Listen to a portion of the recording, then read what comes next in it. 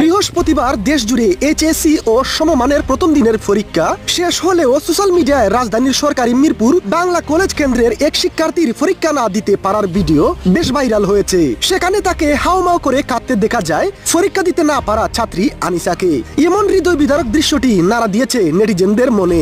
এবার সেই ভাইরাল ছাত্রীকে পরীক্ষার হলে ঢুকতে না দেওয়ার আসল কারণ জানা গেছে আনিসার বাবা আওয়ামী লীগ করায় হলে ঢুকতে দেওয়া হয়নি পরীক্ষার্থী আনিসাকে। এবং আরো জানা গেছে প্রায় 2 বছর আগে মারা যান আনিসার বাবা। বর্তমানে স্ট্রোক করা মাকে নিয়ে হাসপাতালে যাওয়ার কারণে নির্ধারিত সময়ে আসতে না পারার কারণে আনিসাকে পরীক্ষার হলে ঢুকতে দেওয়া হয়নি। এ নিয়ে সোশ্যাল মিডিয়ায় চাঞ্চল্য সৃষ্টি হয়েছে।